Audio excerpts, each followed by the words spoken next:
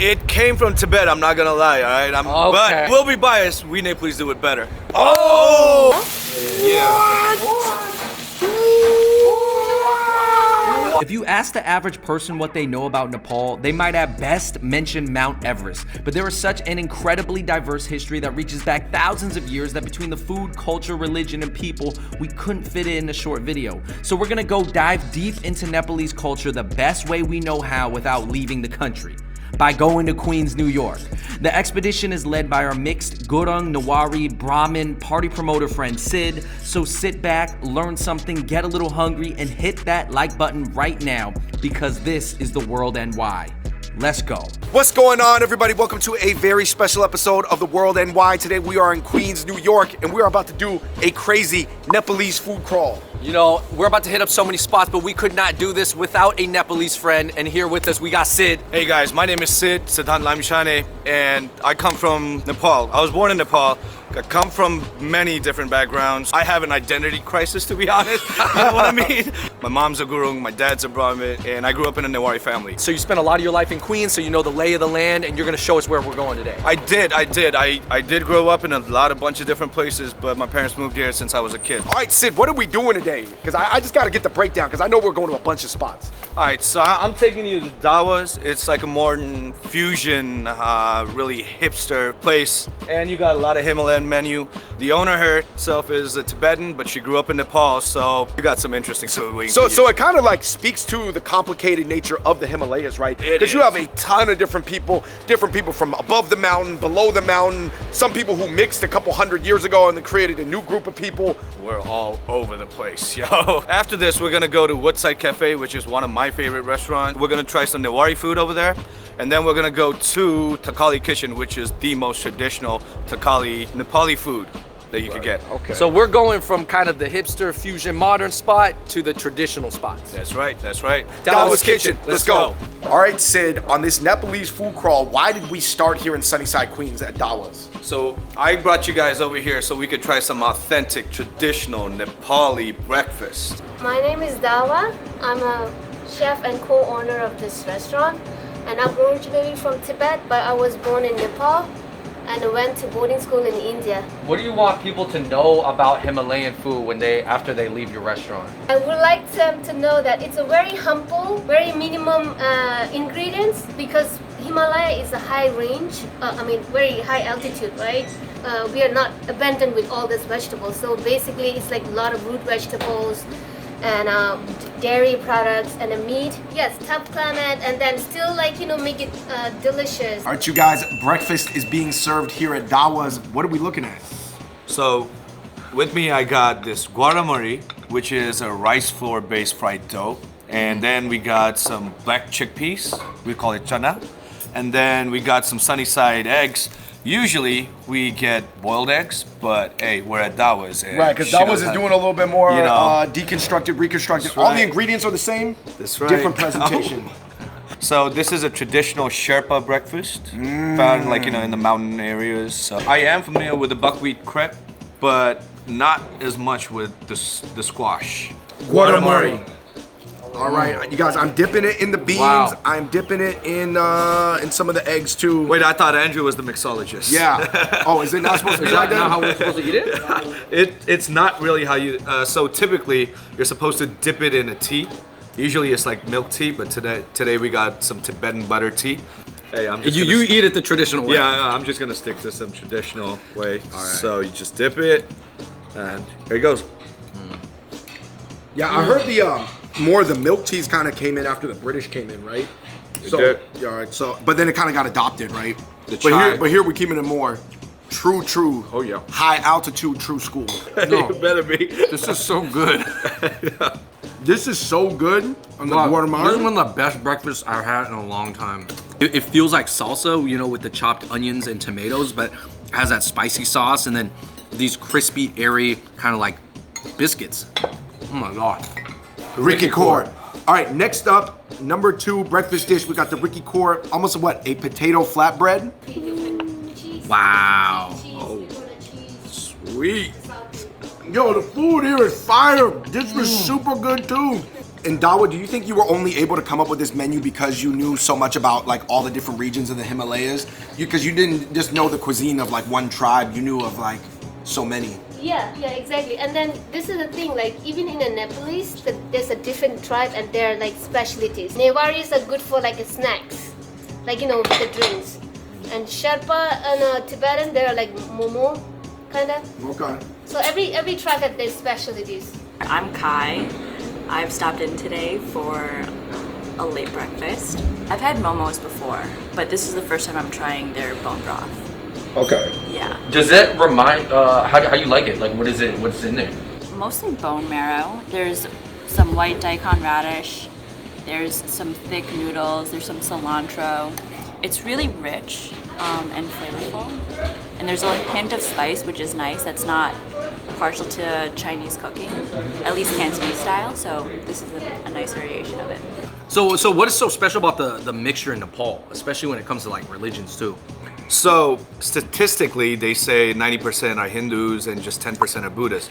But whoever made those left the big part out. That is, not only are we really tolerant and live together in harmony, but there's a lot of common aspects of worship in many respects when it comes to that. And in Nepal, and only in Nepal, you got like a rare dual faith situation where you got two major religions. That is the Hinduism and Buddhism, and then they're formed into one unique belief system. If that's not crazy, I don't know what is. Right. You know what I mean? That's unheard of anywhere else. So yeah. This is the kura, and we're gonna dip the kura in the Farsi. That's right. All right. People are thinking Farsi. That's like the Iranian language, but we're not. It's fun. It's Farsi. Is that the same kura as this one? This is the Ricky kura? This is the Ricky Kura. Yep. Hey, you got it. You got it, bro. She said it translates to potato that. pancakes. So I've never seen this. This is crazy. This is like a squash taco. Yeah. Wet squash taco. This is like a birria squash taco. I'm grabbing it. Let's go. Yo, that is unlike everything I've ever had before. Okay, for me, you guys, what was your favorite? I liked everything. I literally liked everything. I'm gonna go with the Ricky Kora. Man, my favorite guaramari. Yo, the whole plate, just the fried puff and everything is so crispy and chewy. It was almost like eating savory donuts, right, with breakfast. Oh my god, there's not that many things that are this crispy on the outside and gooey on the inside. I would usually go with the guaramari, but this is the first time I'm actually trying this. And with the butter and the sauce, oh my god, I love it. I love it. Man, you guys gotta come here, man. If you have had Himalayan food, or if you haven't had Himalayan food, maybe this is like a really great introduction to it. You know, just because it's very accessible, very easy to eat. Not only that, it's pan-Himalayan. So next spot, we're going to Momo Crave. And if you know Nepalese, we're crazy about our momos. And we know how to do it right. And we're gonna talk about Tibetan momos versus Nepalese momos. Oh! The debate goes on. All right, next we're going to Woodside. We're actually headed to 65th Street, which is around the area of Jackson Heights, which was, I'd say, the gateway to Jackson Heights. Well, I've heard it be referred to as Himalaya Heights. It is. Jackson Heights, one of the most diverse places in the world. I mean, New York as the most diverse city in the world, and Jackson Heights, the most diverse spot in it. All right, Sid, our next spot is Momo Crave. Can you give us a little background on it? So basically, if I had to live on one dish for the rest of my life, that would be momos. Whoa. Okay, whoa. so You say you will live off momos. before we get into this, there's some debate because the origin of the momo is a little bit debated, especially the one that is shared between Tibet and Nepal. Where did it come from? It came from Tibet, I'm not gonna lie, all right? Okay. I thought you were gonna say Nepal. But I will be biased, we Nepalese do it better. Oh! Yo, Mom's Momo truck in the Tibetan video was pretty good. So we'll see. There's no beef. No beef. But it's all friendly though. Yeah, it's all we're just messing around. But there are more Tibetan Momo trucks than there are Nepalese Momo trucks, correct? There are, yes. Momo Crave in Jackson Heights. All right, you guys, we're in Momo Crave right now. It's owned by Nepalese, established in 2018. Let's meet the man behind it. Okay. Yo, what's up, man? Abhishek, right here. Man, nice to meet you. Nice to meet you. Okay. Nice to meet you. Hey, tell us what you're doing here at Momo Crave. So, we specialize in fusion momos. It's Himalayan dumplings with different kinds of flavors. What we do is we have integrated some flavors from South Asia and Indian subcontinent, as well as we have flavors from America. So we've got around like 12 varieties of different kinds of momos. This sort of like modern fusion Momo movement is relatively new, right? It is. But wait till you try the tacos Momo. You're gonna see the Jackson Heights, the Elmhurst mix to this Momo's right here. Okay. All right, you guys, we are looking at a crazy Momo feast at Momo Crave. Can we just point out some of the ones real quick? Like we have the tandoori momos. That's right, and then you got the chaat Momo, you got the sukuti Momo, you got the chili Momo, you got the sizzling Momo, which is my favorite. We got some jol Momo, which is like the more traditional type. And here we got sadeko Momo and tacos Momo, which is something you would not find anywhere. What's sadeko? Sadeko is more like a marinated, sauteed, like, you know, with different spices. So it almost reminds me of a black pepper steak dish or something like that, but sizzling. Sizzling Momo. And the round ones are chicken, the long ones are beef. So we're eating a chicken one right now. It reconfirms the best chicken dumpling is the Momo, is the chicken Momo. Oh my God. No, that was good. You know, the Momo's cooked and then it's cooked again on the stone. Taco Momo. And remember a long time ago I had that idea for like taco balls? Uh-huh. This is the closest thing. They did it. So Jackson Heights, Elmhurst area, we got a lot of South American people. And you got like tacos, burritos, trucks like everywhere. This is a great fusion. Just bringing momos and, you know, adding some black beans, and you got the sour cream and the guacamole. Sadeko Momo. So sadeko is a traditional dish. Strong, kind of sour, spicy kick right there. Jol Momo. Okay, so what kind of sauce is this? What kind of sauce are these momos bathing in right now? So the sauce is actually sesame and soybean based. Okay. And then we put some cilantro. It has a special Himalayan plum in it. It's called lapsi. Lapsi, yeah. It's only found. That gives the sourness to the chol. Tandoori Momo. Chili Momo. Okay, Chili this Momo. kind of looks like a sweet and sour chicken. Typically this dish is chili chicken, right? But then you guys just did it with the Momo, right? Basically. Salty and spicy right there. This is a sukuti Momo. Sukuti, which is like a sun-dried beef that you get in Nepal.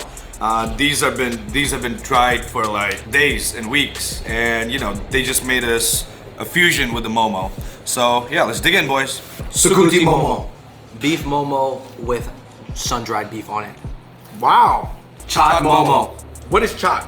So chaat is basically an Indian street food that you get. So they mix it with the peas. They got the yogurt. A chaat Momo, guys. Traditional beef Momo. Okay, so this is more like old school style. Like even 100 years ago, it looked like this, right? Yep. Beef Momo. Wow. Maybe because it's hot, this is the one that does it for me. Oh my God. It was crazy. This was incredible. The amount of juice, guys, I'm telling you, momos, if you never had them, they're almost like soup dumplings in the sense that there is a lot of juice in there. Lastly, here at Momo Crave, we've got chow mein and Potato chili. which could you call it Nepalese lomo saltado? Because it looks like stir-fried fries. Oh, this is the Nepalese style. Boom. All right. Kind More of like sweet and sour JoJo's. Almost like some sweet and sour JoJo's. Dude. You guys call it chow chow or chow mein? We call it chow mein. Okay. Yeah. Chow chow is actually like a different dish. It is. It Oh, is. interesting. It's the instant noodles that we're gonna get. It kind of tastes like a really good version of something you would have at a Mongolian grill. Yeah. What was your favorite thing on the table, man? You could only pick one. Sizzling momos. Sizzling momos. Andrew, what you going with? My favorite was the classic just because they were so fresh and juicy. Straight off the steam. To Yeah. avoid saying what everybody else said, but honestly, this was up there. I'm going with the Sakuti. The beef on beef. All right, guys, that was an incredible quick Momo feast that we had here at Momo Crave. I definitely recommend it, guys, if you're into Momos at all. I mean, we've had the trucks, everything is good. But man, are we headed to somewhere else? So we're headed to Woodside Cafe next, and we're gonna try some authentic Newari food. Let's go. Nepal is such a mixed place, and I think we saw that illustrated by even looking at Dawa. Dawa is Tibetan, right? But she was raised in Nepal. And then Momo Crave is owned by a person who's Newari and then a person who is Sherpa, but they're both Nepalese. And then your parents look like wildly different. I guess because you say your dad kind of looks sort of like a Bollywood guy. Yeah, don't praise him too much, man. And then your mom looks very much like very Asian. whether it could be a mixed Asian, maybe like Tibetan Burmese. Yeah. So you're That's saying where that it there's roots. a number of looks in Nepal. Number of. So yeah, we got like 120 languages, different tribes, and you know, it's just people living in harmony. So you don't be surprised if you run into like, you know, people looking like probably an Asian, like a proper Asian, or like, you know, an Aryan, or even a mix of both, or even Indians. So you're saying some people look like part white in Nepal. They do, kind of. Right. So we were talking about Andrew, the Indo-Aryans, which is kind of like a spectrum from someone who looks like maybe like Aziz or Hari Kondabula, which is like South India, all the way up north to like Shaka Khan. Shah Rukh Khan. Shah Rukh Khan, or like Shah Rukh Khan or Dev Patel. So or I got a something. question. This is a deep question. If you're a more East Asian looking Nepalese or a more South Asian looking Nepalese, do you think that when they come to America, like maybe they more stay as Nepalese, or do you think maybe because like they're more Asian looking, they more hang out with more Asians? You know, like just could that happen? That could, but me personally speaking, I get along with everyone. In Nepal, we got 3 regions. We got the Himalayan region, you got the hilly, and then you got the plains. So in the Himalayan region, you got more of the Mongoloids looking people, like, you know, from the Sherpas, the Gurungs, and like, you know, the Rais. And then you go to the hillies, like, you know, which Kathmandu, where I was born. You got more of a Newar, you know, in and around the valley. And then you go to the plains where you meet the Madhesis, which are like, you know, really the Indian looking tribes. Like more like Aziz or Hari. Oh yeah, did you call them the Madhesis? Madhesis. So Madhesi. is that where like Daisy comes from? Maybe? Yeah. Like it's connected. Okay. That's right. Okay. Yo, I love the history lesson. So we just checked out 2 modern Nepalese spots. Where are we headed to now? So we're headed to Woodside Cafe, one of my favorite spots, and we're gonna try some authentic Newari lunch. Let's do it. Let's do it. All right, for our 3rd spot, we are still in Jackson Heights, but we are going to be trying Newari cuisine. That is a specific tribe from Nepal. Sid, I'm going to let you take it from here. We're with the owner of Woodside Cafe. Newari is a tribe in and around the Kathmandu Valley, which is the capital. And We were talking about it earlier, like the middle altitude, right? the middle altitude, and they got some of the best food in the world. So here's the owner. He would like to give you a quick intro. We have Newari food since 12 years. We are working here. 12 years. Yes. 12 years. So what can you tell us about Newari food? Because a lot of people, they don't know, you know, like they don't even know what Nepalese is. They don't know about the different tribes in Nepal. How do you describe Newari food? We are in Nepal. We are part of in the middle part in Kathmandu, but we have food Newari food like Kathmandu, Bhaktapur, and Patan. What we have Newari food. A lot of people. People must walk into Woodside Cafe and not know that they're about to get some delicious Nepalese food. Woodside Cafe, let's go. All right, so we have a Newari meal right here, and we got Prashant right here. Could you describe to us what we're eating? All right, so this right here, let's start with this. So this is fried fish. It's like it's a whitening fish, sauteed with like a marinated sauce and stuff, and then it's deep fried. The Newari thali, that's what it's called. It's pretty much beans, soybeans, like it's the marinated chicken. It's called choila. This is aloo ko achar, potato pickles, and some spinach. What's that in the middle? It's bidden rice. It's a rice smashed bidden dry rice. Yeah. It looks like oatmeal, you know, to the untrained eye. Right. So this is like a tradition food, pretty much. Okay. This is mutton shekwa. It's mutton shekwa. It's like a pan fried. That's what it's called, shekwa. Shekwa is like pretty much pan fried. So this right here is goat butan. It's intestine of a goat, right here. And this is rahu fish. It's a curry, pretty much. Rahu fish with marinated with sauce and then deep fried. And this right here is like a it's like sweet. It's a sweet dessert. Rice flour. Sweet dessert with rice flour. It's a soup. Very good for winter. It's called aloo tama bori. So this right here, it's a very special dish in Nepal. So we usually eat this. Right? Like in Nepal, everybody eat this. It's like a raw beef sautéed meat. So it's pretty much raw. It's like what you eat in a hot pot, but without putting it in a hot pot. Right. It almost looks like a Lebanese dish I've had called kibbeneh. Or kofta? Yeah, it looks like kofta. Really good. Interesting, okay. It's called samay bazi, right? Chachamari. In English, it's called, we pretty much translated it, it's like Nepali pizza. It's with rice flour, it's mixed with mashed potato, black eyed peas, and choice of a meat. This today is chicken. Godzilla, raw beef, guys. I thought we were saying Godzilla. I thought it was Coachella and Godzilla put together. That's nice. Yeah, it almost tastes like it's cooked. It has like that like grilled saute flavor, like you said, except it's raw. I'm not gonna lie, guys. That's actually my favorite raw beef dish, and I've had it in a lot of different cultures. I had the Korean yukwae. I had the Beef tartare. beef tartare, obviously from France. No, Italian people eat the carpaccio. Yeah, carpaccio. Yeah. I'd go ahead and say this is it. good. Yeah. I'm trying to get Well, this. this chicken. one usually I would go with the spoon, but the traditional rice and dal that you eat with the hands. With this dry rice. Yeah. It's very flaky. All right, let's go in. Whoa. So me, I'm gonna try some of these marinated chicken. Is it chicken toila, which is one of my favorite Nepali dishes, Newari dishes. And then you got a little bit of mustard greens and the beaten rice. Here it goes. You go ham with your hand. But with no ham. No ham. This mashed dried rice is crazy. I've never had anything like this. This rice is like, they're almost like really thin rice flakes. Almost like if you had a popped rice or those like rice crackers, but it's like little bits of it and it's mashed down. Really interesting. I'm gonna go in on the pizza, it has an egg on top. I'm gonna dip it in the sauce. Is this how I eat it? Yeah, yeah. All right. Oh, All right. You lost the egg. You lost the egg. Oh, that's really good. It's a very strong stewy flavor. Say that this is a crazy experience for me. This is so dope because I could tell that this is so authentic and so deep cut from the Newari tribe. Matsatariko. This is just a whiting fish.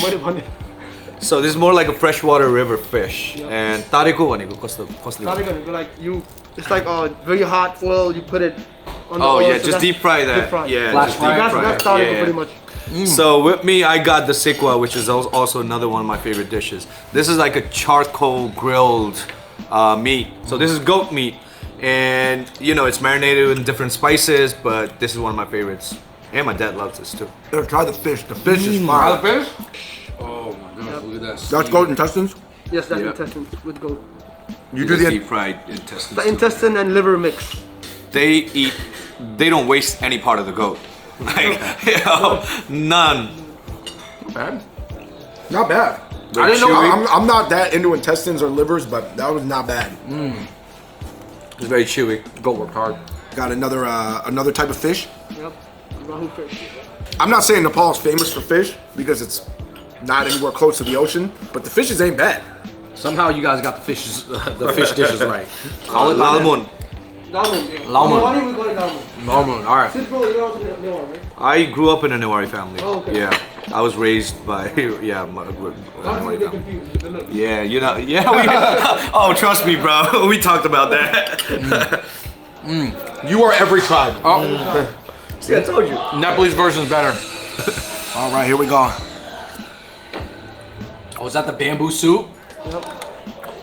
It really is like a mixture of cultures because I see like a lot of Indian influences. I see bamboo and some of the vegetables, the greens, they look like more like East Asian. And then I see all these other things that I've never seen before. So it's just like this really cool like culmination of it all. Yeah. We're talking about how even other Nepalese people get confused about what tribe you're from because actually you're from two different tribes. I am.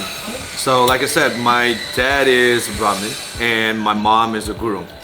But at the same time, I grew up in a Newari family, which was like, you know, from my dad's side. And when they moved here, I was still with them over there. So I kind of like, you know, so I grew up eating these kind of food, but I look different. And even the homie over here was like, yo, Sid, like you're mad confusing, bro. You know what I mean? So if my own people tell me that, like, you know. So you're saying you're kind of like the Steph Curry of the Nepalese. 'Cause you're like, I don't know, what are you? Which one are you? Or the Drake. The Drake.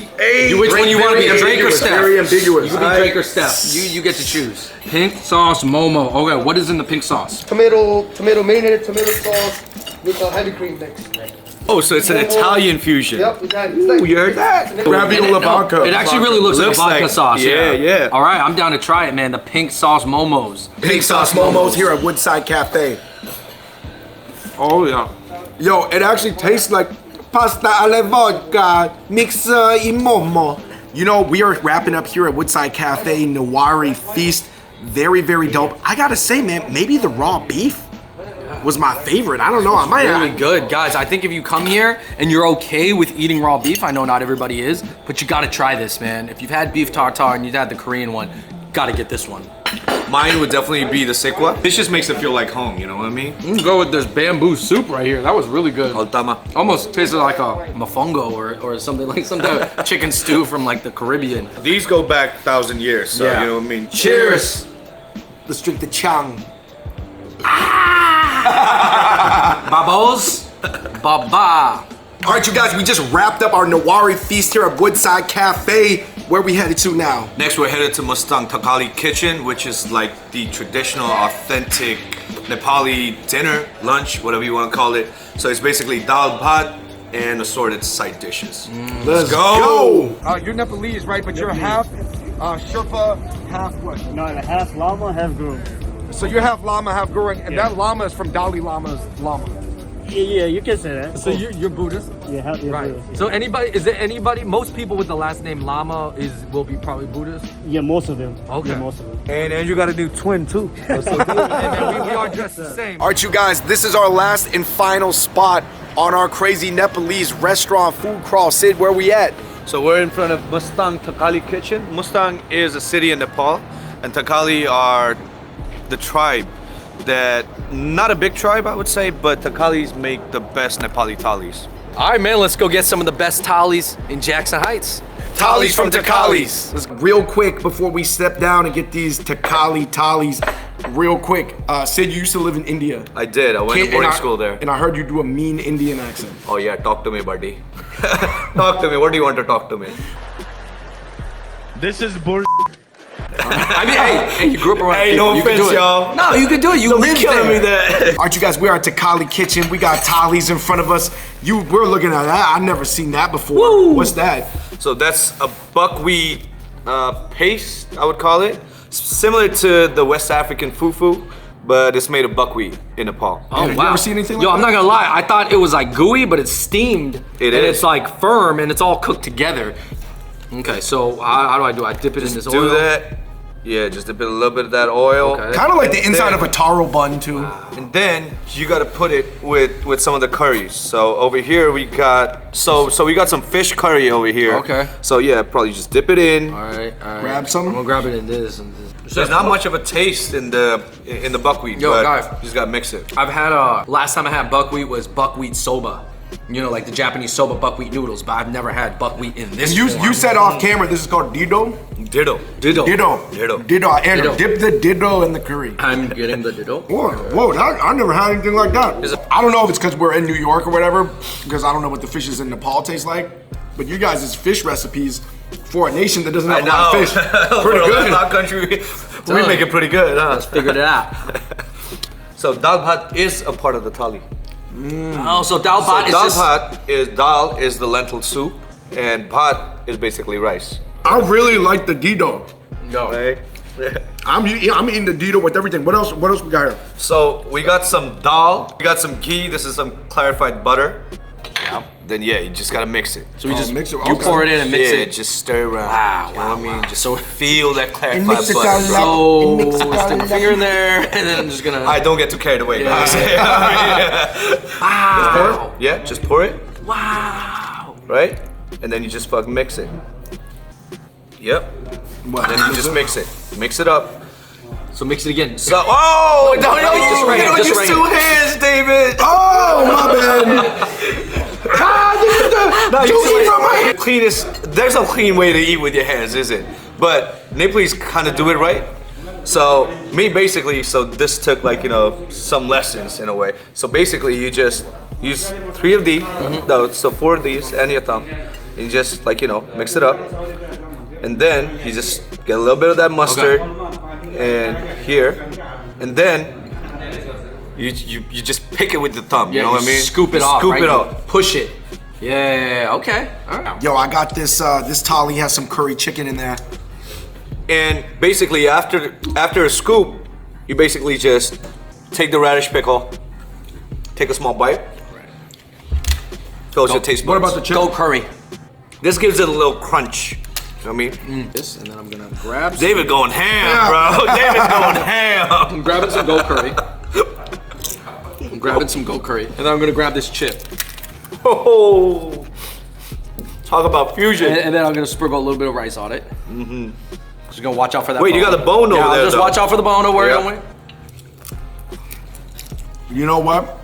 Of all the spots we went to today, this is probably the one that I could eat at, obviously, like every day. In terms of, you know, it's really light. But in a way, this is what Nepali people eat every day. This is the fuel that keeps Nepal going. Yeah, you know the phrase, dal bhat power, 24 hour. Dal bhat power, 24 hours. Guys, I'm here with the chef and the co-owner over here, Sharmila Sirton. And she's gonna tell us more about Mustang and Thakali people as a tribe and about how this place actually just started. So, please, Ozzy. यो चाहिँ हामी चाहिँ मुस्ताङ जिल्ला जोमसुमबाट आएको हैन अनि यो खाना चाहिँ हाम्रो घरमा सधैँ पाक्ने खाना हो यो हामी सधैँ बिहान बेलुका पहिला पहिला हामीले योसीलाई डिनरको रूपमा र राइसलाई लन्चको रूपमा खाइन्थ्यो तर आज भोलि टाइम चेन्ज भएछ अब योसीलाई हामी लन्चको रूपमा अनि राइसलाई राइस थाली लाई चाहिँ हामी डिनरको रूपमा खान्छौँ. So basically, she's from Jomsom in Mustang. And the food, they said, originated from the Thakali people, where we ate the rice for lunch and the dito for dinner. So they started off in 2008, and this has been for almost 13 years now. So Thakali Kitchen, like I said, ladies and gentlemen, would be the most Nepali food that you could eat. You know, lunch, dinner. So, you know, you got the whole thali. So yeah, Mustang Thakali Kitchen. Cool. Thank you so much. Thank you. All right, you guys, that brings us to the end of our Nepalese crawl through Queens, New York. You guys, the days are short, the winter's here. Andrew, what was your major takeaway?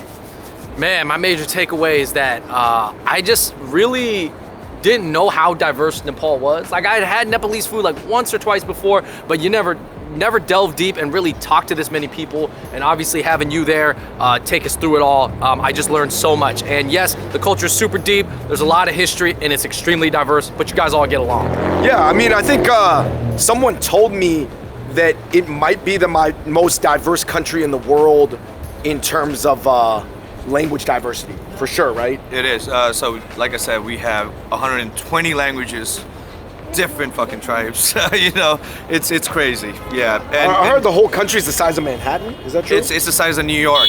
So the entire country of Nepal is the size of New York, but there's 120 languages almost natively being spoken there. That's right. So how do you think people get along or communicate? I mean, just speaking for the youth, I'd say there's a lot of THC involved. Yeah, you know what I mean? A little bit laid back vibes. They're chilling out there, you're saying, okay. Yeah, so it's not just Nepal, but I would just say for the world in general. Like John Lennon said, just give peace a chance, man. Why can't we all get along, you know what I mean? It's the spirit of the Nepalese people, which is like a never give up attitude.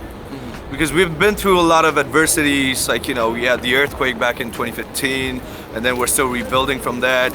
But the fact that we, Nepalese, we never gave up. We stuck together. If we could, hey, the whole world could. So I just want to do this quick segment for people to kind of explain, you know, why you're an interesting personality here in New York, because you're a party promoter, but you're a first generation immigrant. Very uncommon. Most people become like pharmacists or dentists or doctors or, you know, something proper. You work in nightlife. How did you become the immigrant and turn into the lit migrant? Well, I actually started nightlife when I was back in Thailand. I lived there for 5 years. Like, shout out to the homies back in Bangkok. And yeah, I just got into the nightlife. I started DJing, got into like the clubs. That's where I really learned about the nightlife. And then I came here and boom. It was not hard to, you know, just adjust to it. I actually was blown away by the diversity amongst Nepalese people, genetically, different tribes, mixed tribes like yourself.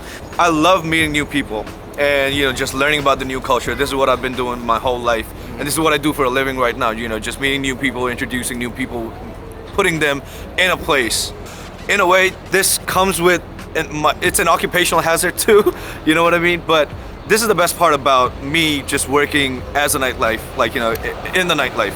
So you're saying you working in nightlife is somewhat still in line with the Nepalese spirit of being at peace with each other, kind of like blending things together for harmony reasons, I guess. Well, in ways put, yeah, I'd say that. I'd say that. I think if I didn't know you said, I'd be like, yo, that's BS promoter talk.